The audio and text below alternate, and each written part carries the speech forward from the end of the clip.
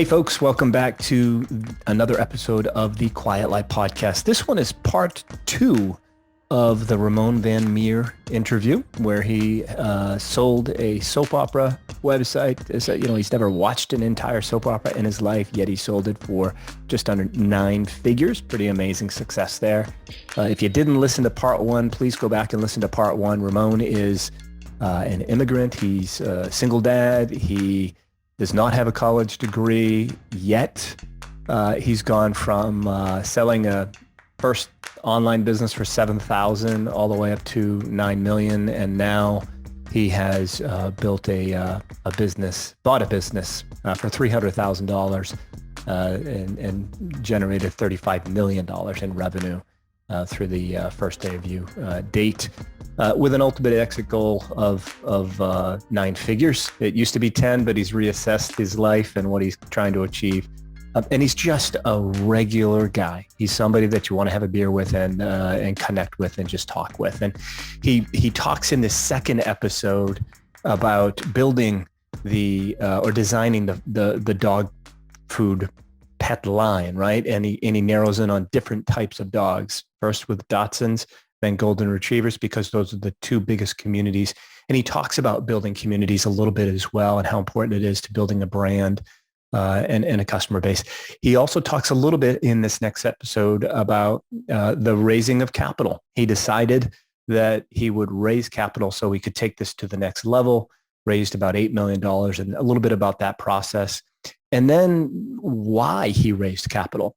He knows that he can take a business from 0 to 20 million in 35 in this case, but he's not quite sure if he's the guy to get it to $1 billion valuation. And that's why he, did some, self-reflection and decided, reassessed his own personal goals and likes and dislikes, and said, you know what, this unicorn valuation, maybe that's not really what I want.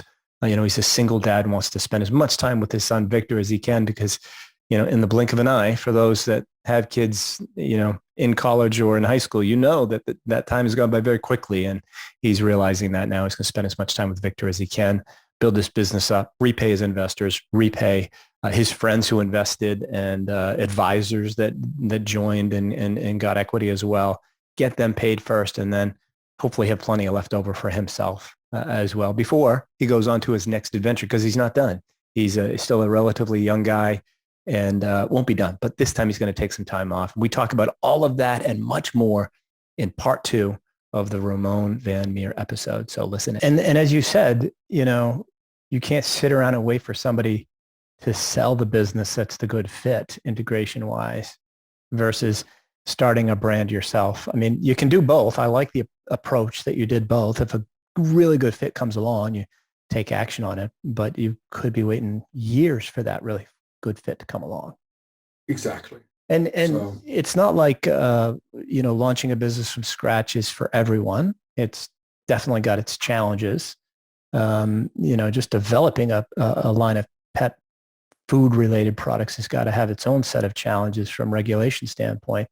But what you have is a built-in database of customers that you can market these products to as the first line of revenue. So that's important for people to understand. But let's talk about, the product development when it comes to food, because you're talking about dog and cat food, it looks like back there on your shelf. Where do you start with something like that? Okay, I'm going to start a dog food brand. How do you do that? What did you do? Yeah, the dog foods, I wish I could have acquired one and just skip that whole step, because we've been working on that for over 12 months. It's extremely, because you're dealing with regulations, you're dealing with formulas, ingredients, taste tests, finding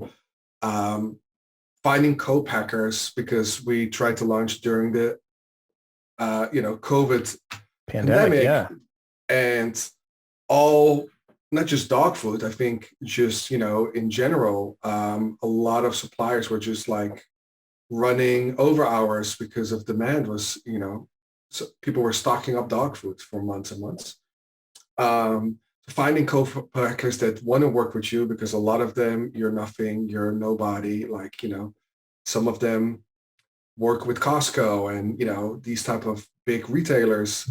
So they don't even take my calls. And then you have the branding, and then you have the testing with your customer. So it is, it's a huge, it was a huge project to launch. And it's off the ground now. You've launched, what have you launched food related wise? Yeah. So what we've done, and it's a little bit unique. You don't see that in the pet food space, is where we have a high quality kibble, but not just for every breed, like one kibble for every breed. It's really formulated for breed itself. So it's interesting. Yeah, most often I see food by age. Correct. Yeah. But sometimes size of a dog, but okay, breed. All right. Yeah, we believe like every breed has a different need. A Dachshund is very small, has small legs. They're prone to get IVDD and other spinal diseases. Like around 30% of Dachshunds will get that in their lifespan. German Shepherds have hip and joint typical issues. So every breed it's just a different animal, no pun intended, because they're just like different. A pit bull has a different need of protein than a Dachshund. So our formulas are really formulated and made by vet nutrition for a Dachshund. So we have a Dachshund food that is really made for Dachshunds and optimized. How many different lines of food do you have for these different dogs? We have 2 now. So what our approach is not to go wide right away, meaning like not launching 20 different. Okay, good. All I was thinking about was some, clothing related brands that they have 9 colors and 4 different sizes of each of those. And then they've got, 18 different SKUs on top of that. So you've got 2, which dog related, which breeds do you have? We have a Dachshund and we have a Golden Retriever formula. And why did you choose those 2? We, on our e-commerce side on Alpha Paw, I've been building communities since I've bought it, where we're building communities around breeds. So we have an Instagram account, Facebook, and Facebook group about Dachshunds. We have the same about Golden Retrievers, the same about Pit Bulls. Because similar with the soap op, people love TV, but passionate about their days of our lives. People love pets, people love dogs, but a lot of them are very passionate about their breed. Mm-hmm. So we are creating communities where Dachshund owners can talk with other Dachshund owners. And we have a vet coming into the Facebook group, and so people can ask questions about, and people can share pictures of a Dachshund. And the same we have with Golden Retriever and other breeds. So we're really, I'm trying to build a very content/community first type approach. To an e-commerce business, which is just astounding. It's awesome. And building a community is, that's another business altogether. That's another huge task. Did you, was it a challenge with your list? Actually, you know what, let's not even go into the community building, because I know it's a big task, and you can't just flip it on and everybody shows up. So you've gone too deep. You've gone Golden Retrievers, and you've gone Dachshunds. All right. And you, in developing these 2 particular ones, I assume that the communities were the biggest in those 2, and that's why you chose those 2? Correct. We owned those communities, and we use the communities also for product development, right? Mm-hmm. So the best thing, if people like, if you're listening and you don't know, if you have an idea, you don't know if it's good, I could recommend, besides recommending, reading the your book, is the mom test, where you really right away just ask your potential buyers, your potential customers, talk with your customers as much as possible. So we do the same. We ask a lot from our communities, like what do they buy and why do they buy it? And what do they feed and why do they feed them? What do they read? And all that stuff, really listening to the customer. How do you ask them that? Do you just post it in the community? Do you have surveys? Do you do via email? How do you do it? All above, sometimes even calling.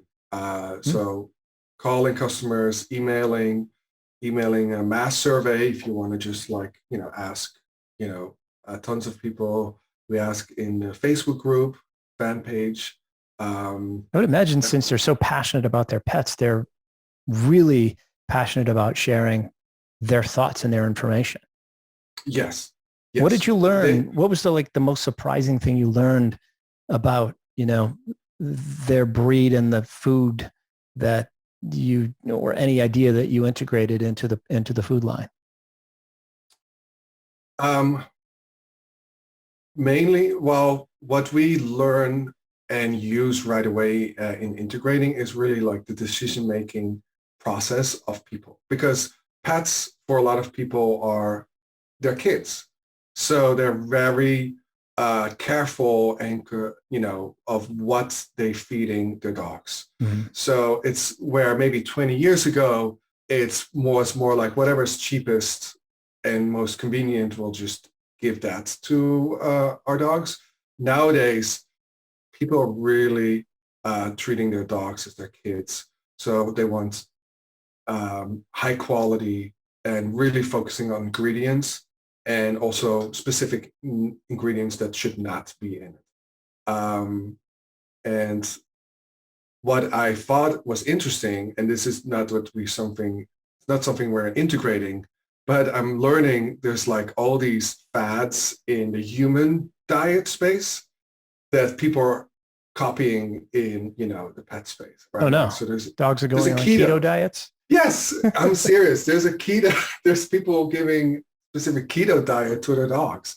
There's no scientific research, nothing is done. No vet will ever, no respected vet can even recommend that because there's never been, clinical studies.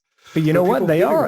All of the dogs, for the most part, are doing intermittent fasting because they're fed, sometimes once a day or just twice a day. So they are doing that. They're doing that. I guess. Yes. I never thought about it until you mentioned it, but all right.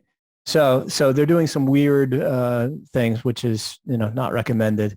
But you took that you did the mom test, and I know that it's, a label that applies to, dads that responded as well, pet owner test to get feedback on the food. And then you shared that, I assume, with your what do you call them? The developer that created the actual ingredients for the food. Who would that person be? Yeah. So, okay, I don't know anything about dog foods. Where to start? Okay, let's just Google dog food formula maker. Vets. Oh, apparently there's a whole degree called veterinarian nutrition. So they go for years to school to learn about nutrition. Oh, let's Google vet nutrition consultant, vet nutrition hire, and then just Google. Oh, there's actually a couple consultants that you can, hire, and then just reach out and, hey, I have this idea. And this is how typically I find out or work on everything. That makes sense. It does. No, those people are waiting for you to find them. You just had to dig hard to find them. Were they looking for a big retainer? Were they excited about the idea of developing product lines specific to breeds? Yeah, like a lot of vets that I talk to agree, and the dachshund just needs different number of protein or carbs or calories than other breeds. Mm-hmm. So it's the problem is why you don't see a lot of other companies, I think, use it. It's because of the supply chain complexity. Because if you want to do this for every breed, you're going to have hundreds of SKUs. Well, hundreds of SKUs, and then what? We go to a particular dog food like warehouse, and they've got almost every, breed of dog food there. But then they're going to have every kind of dog food. But imagine if for each brand of dog food, they had, 14 different breeds as well. And in two different sizes, they don't have warehouses big enough. Whereas Correct. you can just ship it all directly to them. So I guess So the model makes a whole lot more sense in today's environment than it did 20 years ago when the online purchases were minimal. Correct. So this is more a DTC play, not so much a retail play, because this will be difficult to get into retail because there's just not enough shelf space, let alone that retail is already difficult to get any amount of shelf space. So this is definitely more a DTC play. What we are working on right now is actually to take it a step further, where it's actually a personalized approach, where you go to a very small, short survey. You fill out like what is your dog breed, age, weight, and then we'll basically build a custom box that has kibble, has a topping that you can mix your kibble with, plus a mouth care, because dental care is actually a very overlooked problem. We all should brush our dog's teeth. I've never done it, maybe once, but even though I have a dog that now has 7 teeth left because her teeth were rotting. She's a Havanese, and a lot of people usually see her in the background here, but she's out. But yeah, no, that's huge. It's a big problem. So we have a mouth care product, and like a greenie type of thing. We have greenies that we give to the dogs, and they love it as a treat, but it's also cleaning their teeth. Or are you talking about an actual brush? We actually have the sort of the dental sticks, but we also have a mouth wash that you mix into the water to drink the bowl. That's this is amazing. So, and it helps with the breath too. Wow. Okay.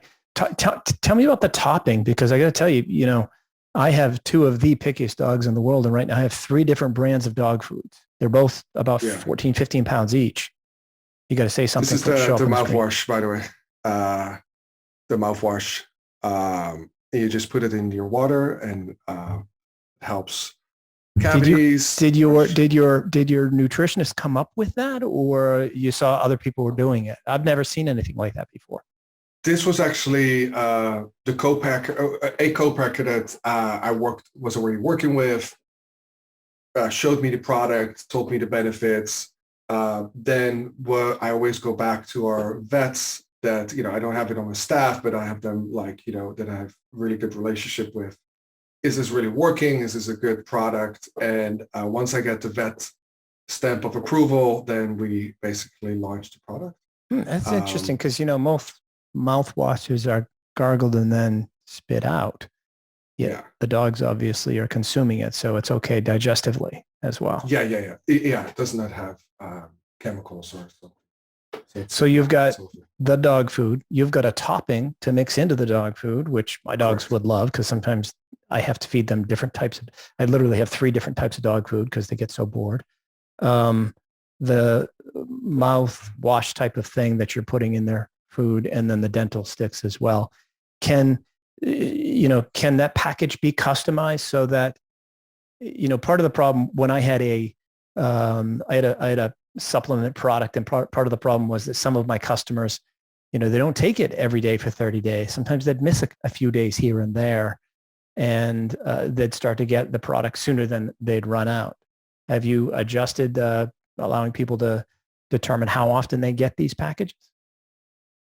Yeah, that's a thing that we are working on right now. Is because a Dachshund needs way less foods, way less mouthwash, way less toppings than 100-pound Great Dane. Yeah. So that's really in the back end we're working on, who is going to get what when, to make sure A, you never run out, but also B, you will not end up with 6 bottles of these. Can I just log on to my account and say, yes, instead of getting on the 28th, I want it on the 5th because I'm correct.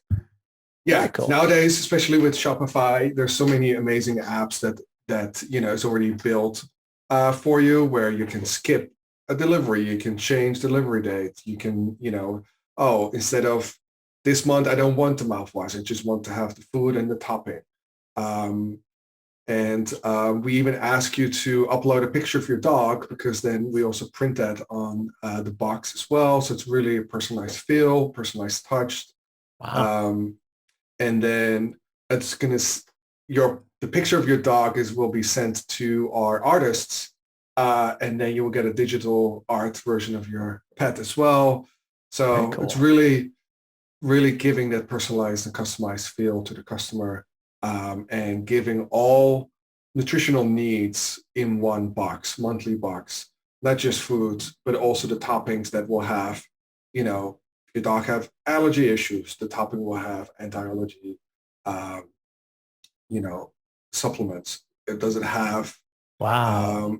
Can I pick my hip different type? issues. Can I pick the Yes. different topping type? Yeah. This Topping is type and brilliant. flavor. You are, So you are, this is, see, look, I'm just, you don't even know my dogs.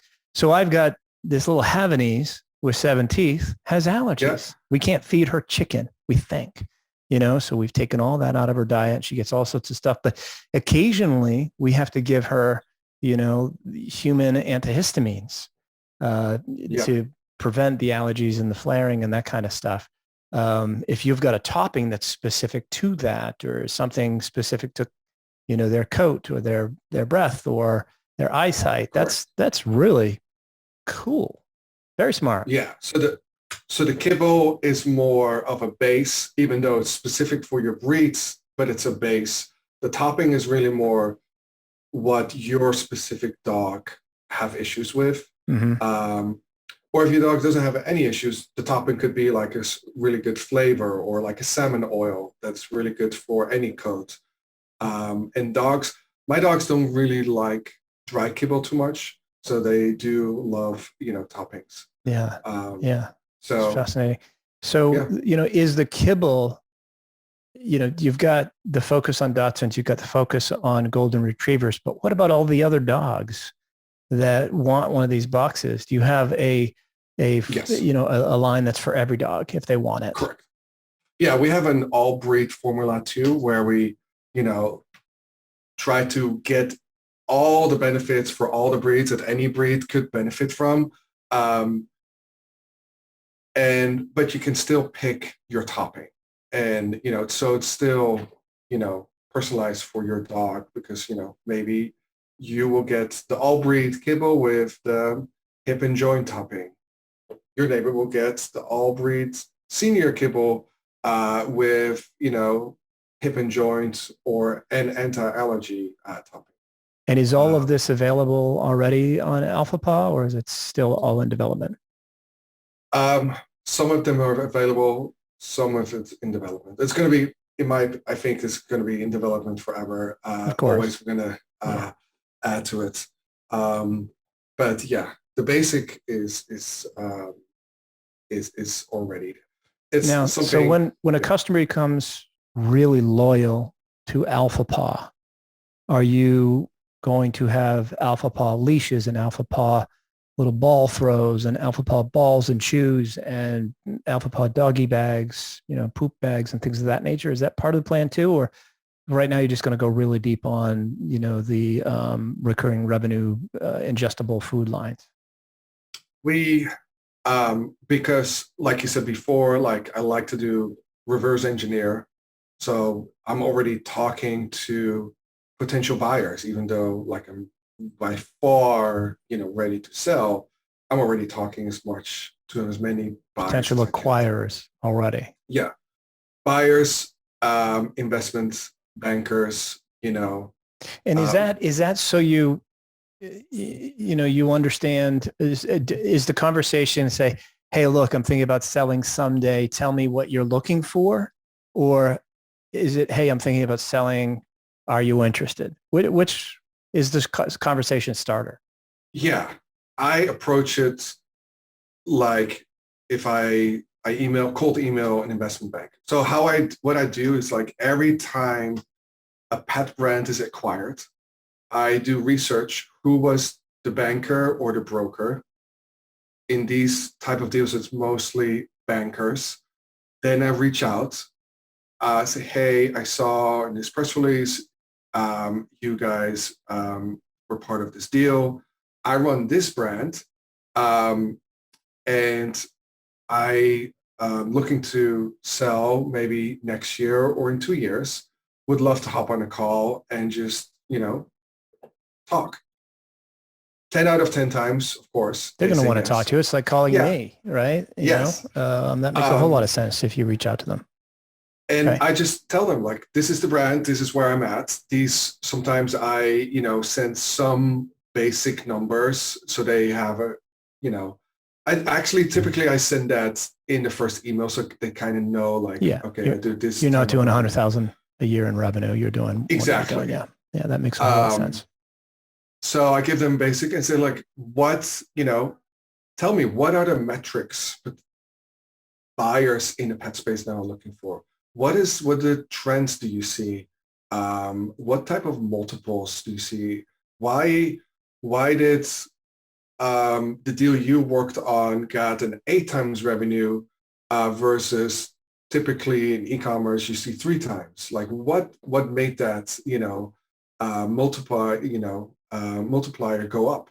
And just start talking and build relationships. And the same relationship I have with you, I talk with investment bankers now for months, and we just, there's no really one ask from each. We're just like, oh, did you see this pet brand just got acquired? Yeah, that's amazing. Like, just build relationships and learn.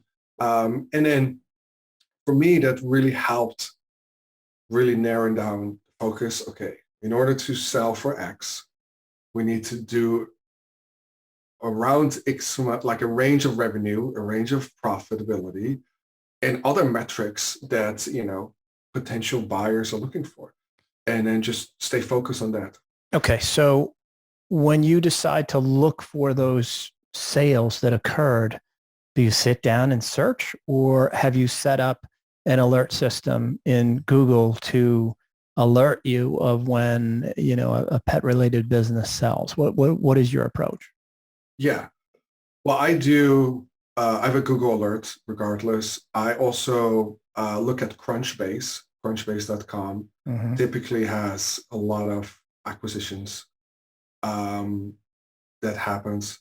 And like, if you're in an industry, I think you want to almost force yourself to really be in it, basically eat, live, breathe that industry, right? So I'm always, I'm on newsletters. I read magazines, like trade magazines. I have Google alerts. I follow as many brands as possible on Instagram and Twitter and Facebook. So, and then I stay in touch with a lot of people, like bankers, for example, that, are in the pet space. Right.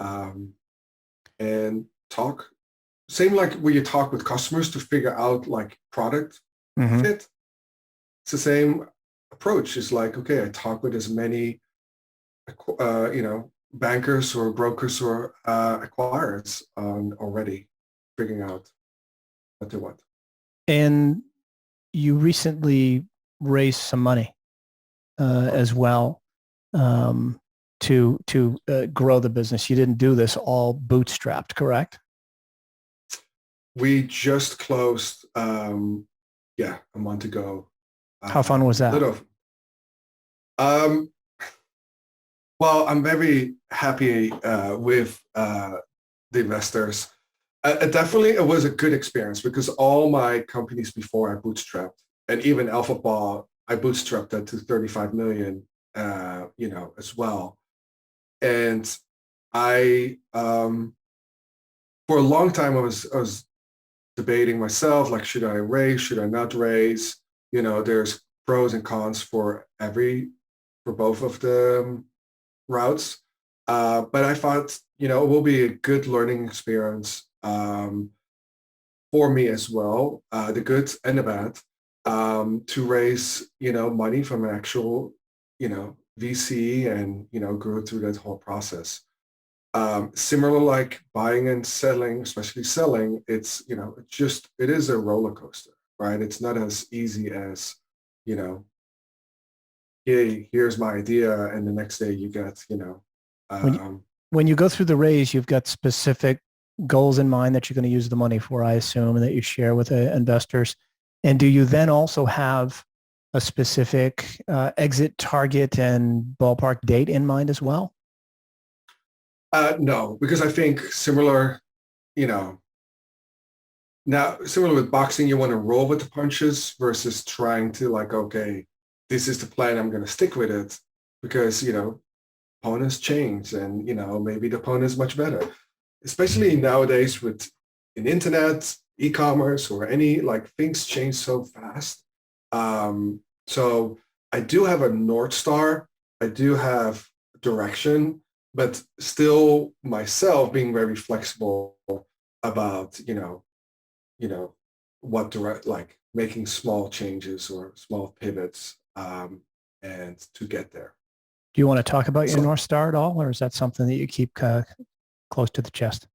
no, definitely changed. Like, I think the last time I was very like, okay, we want to do the billion. I definitely changed my mind. And I think that's also, um, going from 0 to 20 million a year. That's what we did last year. Um, is one thing. I've definitely learned that going from 20 to even 40 is a whole different ballgame. Yeah. It's very different skill set that I don't really have yet. Um, um, and yeah, I think that's okay, but you have to be self-aware of that. So, and it's also something that I extremely enjoy. I actually enjoy The 0 to 20. The 0 to whatever. Yeah. Um, and yeah, Yeah. so Johnny Vogt from Blue Ribbon said the same thing. Johnny, that yeah, he knew he yeah, could take his company from 0 to 20 million, and he did it. But he also knew, and as you said, you got to be self-aware. He also knew that the business could do 100 million in revenue, just not with him at the helm. And that's why he exited. When you exit, do you think you'll want to do an equity role like Johnny did, or does it just greatly depend upon who the buyer is? It all depends. And now also that I have a lot of the employees have stocks. I have investors. I have friends that invested. So I will do, my main number one will be whatever is best for the common good. Mm-hmm. If that means I have to stick around and do equity, then yes. But I typically, um, like to exit and then go on to another project, or like move on, or like in my case, travel. But I typically like to exit completely. But I think, again, yeah, especially when you have, now it's not just about me, it's about other people as well. Yeah, and it's a different beast altogether. It's not a 5 or 10. It's not a $500,000 business or a $10 million business. We're talking about 60, 70, 80, $100 million here. Typically, those have some form of. It's not all cash, basically. Not always. Like we know, it's going to be, yeah. We know we know burnout. People in common that that got all cash, and that's awesome. It's incredible that happened. But yeah, some sort of earnout, cash plus earnout or equity. Equity role is not a terrible thing, that you just retain a share of the newco, but it all depends upon who the buyer is. Timeline, you just haven't set it. Do you have a date and dollar amount and sort of how you want to feel when you exit? Like you don't have to share them. I'm just asking if you have them. No, I have them, and I think the acquisition, too, like this is a really good time. There's a lot of things happening in the acquisition side, so I think it's a great time a really seller's market still. So so I've some sort of timeline, but similar like before, like you have to be flexible and roll with the punches. So. Yeah. Well, I'm excited to see where it goes. I know it's not going to be in the next 30 days, but sometime in the next 2 to 3 years, whatever it is, even if it winds up a heck of a lot sooner, I'm excited for you. You never know. And it's never going to be easy with me, that too. So I'm going to have like. I think it's what you're talking about in terms of the box specifically tailored to the dog's needs, I think is incredible. I hope it takes off like crazy. I hope everybody in the audience that has a pet goes to alphapaw.com and tries it out and gets involved with it and watches your story and follows your story. You're talking about your story a lot more now these days. I know you're an introvert, but Sam's gotten you into it a little bit, and you posted some stuff on Twitter the other day. Are you going to continue to tell your story and share your experiences on Twitter for those that want to follow? Yes. Because of Sam, he really pushed me to be a little bit more active. And I've seen now the power of Twitter and the benefits of it firsthand. Thanks to Sam and some other friends that, retweeted it. But I'm going to try to build more in public. Because you don't see that often, especially in e-commerce, because of, there's just people tend to not overshare or share a lot. Yeah. In the e-commerce space. What's your Twitter handle? How do people find you on Twitter? I'm so new to the Twitter. I think it's Ramon Van Meer. Actually, I don't know. You are new to it. You got to look it up. Hold on, I could do it faster than you. Ramon Van Meer. Embarrassing. It's at Ramon. There's no E on that, and then VANMEER at Ramon Van Meer. Yes. You are new to it, but then again, so am I. So am I. I'll be revealing my new Twitter handle soon because you've talked me into it as well, that it's got to be me personally, and I'm going to do that as well. Ramon, we're gonna. This is amazing. This is a long episode, and we've broken it up into 2 parts. That's what I'm going to do. We're going to make it a two-part series over 2 weeks. So, thank you for sharing your incredible journey here from. Actually, we didn't even go back to the original stories that we've talked about and how you got started with your first $7,000 exit, and then $20,000, then $200,000, then just under 9 million. It's an amazing journey that he's had, folks. So follow him on Twitter, check out alphapaw.com. And I can assure you that Ramon will be back by popular demand, and because I just love rapping with him and hearing his story. Ramon, thank you, my friend. I appreciate you spending this hour. Thank you. This was fun. All right, man. We'll talk to you soon. Awesome. Talk soon. And that is a wrap, folks. Thank you for tuning in to part 1 and part 2 of the Ramon Van Meer interviews. He and I could have talked for another hour or so, and maybe I'll have back at some point to talk about the exit that he will eventually achieve. He's a special guy. You can follow him on Twitter at Ramon Van Meer. He's going to be very vocal there, talking about his story and what he's doing and how it's going and things of that nature. So I definitely recommend you follow him there. You can always reach out to him, LinkedIn and things of that nature as well. And if you are a podcaster yourself and you want to interview him, DM him on Twitter. I can't talk. After talking for an hour, I can't talk. Thanks again for tuning into the Quiet Light podcast. You guys are awesome. We appreciate your support. And without you, we wouldn't be able to interview great guys like Ramon. So thanks for tuning in.